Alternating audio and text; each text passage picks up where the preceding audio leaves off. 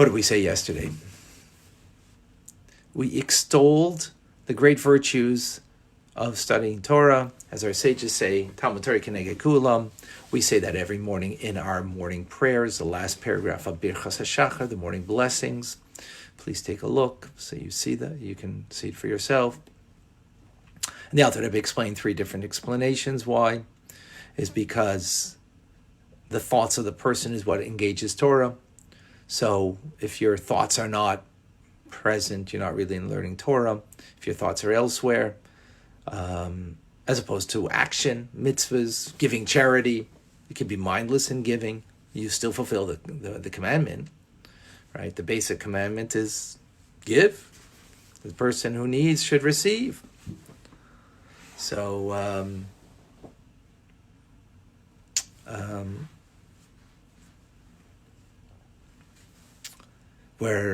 so it's only an action. It's not the inner aspect of the person. Whereas study of Torah engages the inner aspect of the individual in their garments of self-expression, which is thought in particular. Furthermore, we explained that Torah study also engages the intelligence of the individual and transforms our intelligence. The Beinani is in transforming themselves, their inner selves. That's only the emotions they can't transform. Whereas a righteous person could, the Beinani is not capable. The intermediate person who's got mastery over thought, speech, and action, over their self-expression, but not over their urges of their heart, they don't have. But the mind can be transformed. That's the power of Torah. The power of Torah is God's infinite wisdom that He has contracted it into finite teachings, and yet it has an infinite quality to it. Therefore, when we study Torah, we're studying God's Torah, that now His divine wisdom becomes our human wisdom, our human intelligence. And therefore, His vision becomes our vision as a result. That's very unique to the study of Torah. You don't have that with, that's a huge refinement that is taking place in the individual and even their animal soul and their intelligence, the intelligence of the animal soul. And the third thing we explained is that the unity that we have with God through the study of Torah is far greater than any other unity that there is through doing a mitzvah, as we explained yesterday at length. Well, now the Alter Rebbe throws it on the other side. Oh, if you remember the class before that, by the way, we extolled the great virtue of the act of being charitable, that there's nothing like it. There's nothing compared to it. So today we have a contradiction over here. So today we're going to deal with that contradiction. And the Alter Rebbe now actually throws it on the other side. Our sages say that the main thing is that what? The essential thing is not the study of Torah, but deed, action, doing the mitzvah, giving the charity, putting on your tefillin. Today, staying home. Action is the most important thing, as we know that our sages say, Hayayim la'aseisam, today is about doing in this world. It's not about the reward, it's about the action-oriented mitzvahs that we have to fulfill in this world, so much so that if we have a mitzvah to fulfill, and there's no one else that could fulfill it, if we're studying Torah, like we're doing right now, we'd have to interrupt it to fulfill a mitzvah.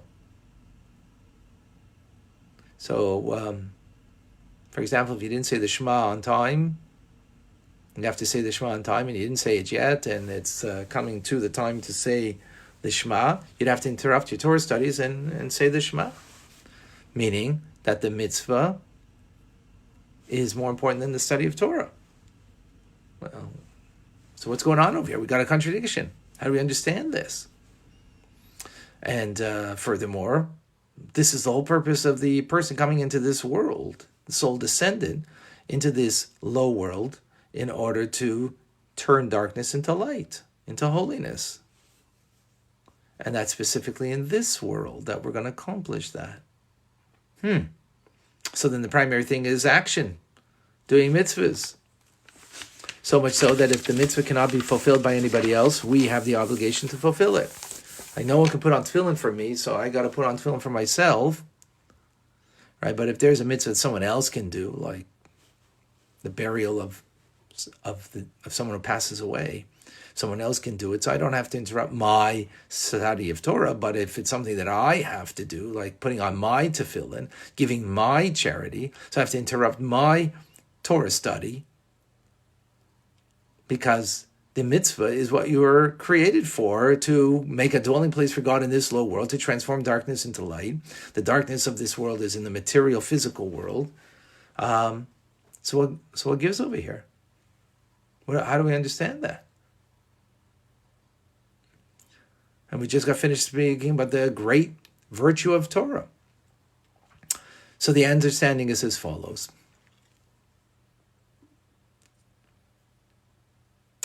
When it comes to God's vision, God's plan, his eternal plan, what is that? Making a dwelling place in this low world. Low world means a physical world, a material world. That was nothing. Don't worry. Thank God. I am doing well. So this physical material world is the low world. Why is that the low world? As we explained, because God is concealed. He is concealed, and what is our obligation, our duty, our purpose that we came into this world is in order to reveal God in this world, and that's what makes him at home. That's what makes God present. Right? We're all at home. We all need to be comfortable, be present, not be concealed. Imagine your own home and you're afraid to. Got to be revealed in your full being. That's the ultimate purpose of God, to be revealed in his full being here in this world, which will ultimately take place in the times of Mashiach. But every mitzvah that we do is adding to the pile till finally we break the camel's straw, which it's happening now. And so therefore the mitzvah is more important for the vision of God, for the purpose of God, the purpose what he created the world for, and so on. However, when it comes to what is a greater connection to God, not fulfillment of his purpose. You need a little agility of mind over here to be able to distinguish between fulfilling the purpose of God created, and yet being able to say that where is there a greater connection to God, a greater unity and oneness with God? What we're doing right now, Torah study. Therefore, since the purpose is what we're created for, therefore that takes precedence. That takes precedence. So therefore, when there's a mitzvah that needs to be fulfilled, no one else can fulfill it. My charity, no one else can fulfill giving my money, right? Unless you have someone doing that for you. But we have to fulfill it, right? There is no one that could pray for me. I mean, pray for me for my well-being. Yes, anybody can do that. But to fulfill the mitzvah prayer of saying the Shema, that's my mitzvah. I can only do it. Putting on my tefillin, I can only do it. So no one can fulfill that for me. So therefore I have to interrupt my Torah study in order to fulfill those mitzvahs. But if there's nothing to be fulfilled right now, no mitzvah that is obligatory in the moment, or that this mitzvah could be done by somebody else, then Torah study is the greatest thing, because it is the deepest unity and the oneness with God that can be achieved, even more than through the act of doing a mitzvah. Act of doing the mitzvah is, so to speak, what we're doing for God in a sense. The study of Torah is sort of what we're doing for ourselves. How can we do for ourselves? Well, God wants us to do for ourselves. He wants us to connect to him. Now, of course, every mitzvah is a connection. Let's not make a mistake about that, of course. Every mitzvah is a unity and a oneness with God, but it's just not as profound, not as deep, and not as unified as it is through the study of Torah. And that's it. It was a very short class that I made long. So what comes out over here? In these trying days, I hope we don't feel we're stuck. We're not stuck. We are where we're supposed to be. If we recognize that what we were created for is to make a dwelling place for God in this world, so the first place we need to do it is in our home. And you're doing it right now by studying Torah, by giving charity every day, by davening, praying every day, and whatever other mitzvahs that we can engage in while we're at home. Just remember, you're at home. Feel comfortable. Make God comfortable. Every mitzvah that you can, find, do it. At the same time, recognize that the greatest mitzvah you can do, or not the greatest mitzvah, the greatest unity and oneness you can have with God is through the study of Torah. So, let's connect. Later on today, I'll be online. Take a look for it in conversation. I think it'll be today, if I'm not mistaken. Sorry, I'll try to put it up later once I have the information that you can connect. It'll be on the Chabad Zichrein, Chabad ZK Facebook page, and also my personal page. So we'll keep you posted. Be in conversation with Rabbi Manis Friedman of Mitzvah Hashem. So we'll connect. Speaking about Tanya, speaking about you, wonderful students, wonderful wonderful individuals engaging day in, day out, connecting in the deepest way to God. And so if we keep in mind this notion that we have to make a dwelling place for God, so in this world, to make a home for Him, so wherever our home is, really feel at home. Focus on the mitzvahs that you need to do. Focus on the connection through Torah that you can make, which is so many connections you can make, especially, learning online. And I'm not certain what time it'll be. I'll keep you posted. Okay? Sorry. I don't have the information yet. I'm thinking maybe noontime. But maybe later. I don't know. All right. Any questions?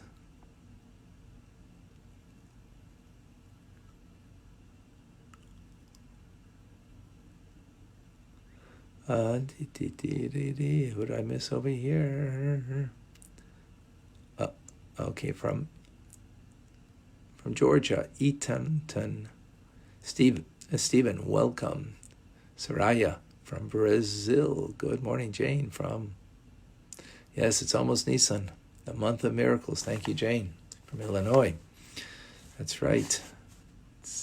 Tonight is the new month. Begins tonight.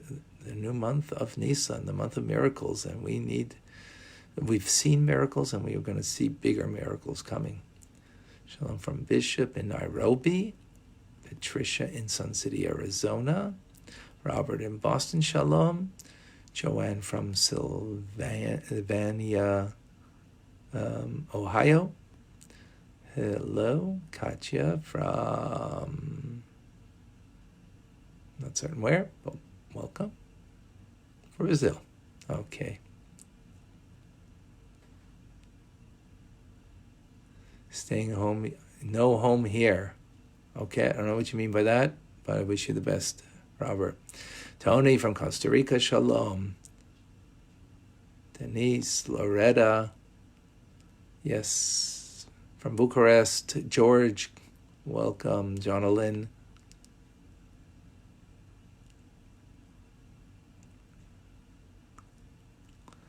Sigalit from New York, good morning, Flavio from, not certain where, but welcome. Sheet, I think. I don't know if I'm sure got that wrong. From Florida. Marjorie from Dania Beach in Florida. Good morning. Elise from Denver or Denver?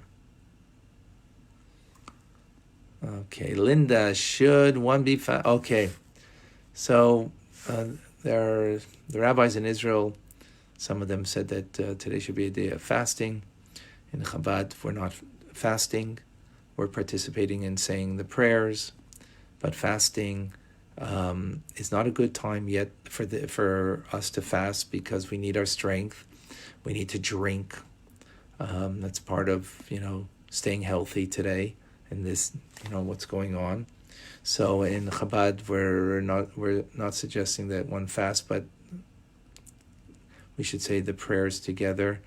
That I think might be at 11:30 today, if I'm not mistaken, Eastern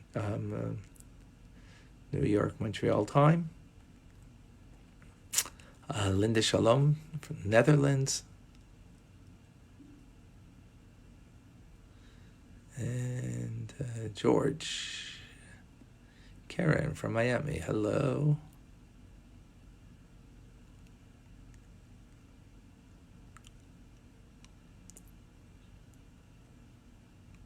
That's right.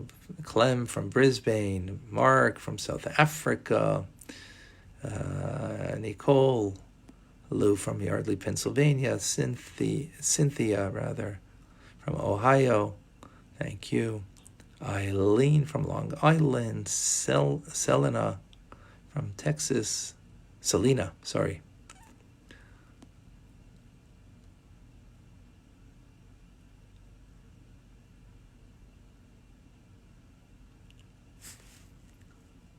Loretta. Oh, I hear the challenge that you have with your father. May he be well and everybody else be well.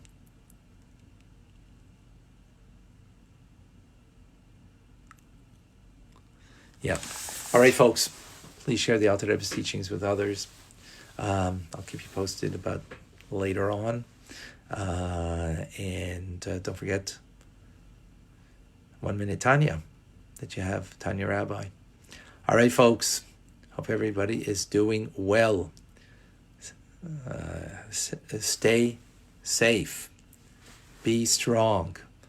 And think good, it'll be good. I'm Rabbi Ronnie Fine, coming to you from my home in Montreal, Canada, where it's a privilege and a great pleasure to share with you the Tanya. Have a wonderful day. A good Erev Rosh Chodesh, the eve of the new month of Nisan, month of miracles. And miracles, we need to open up our eyes and see the miracles in our lives. God bless you all.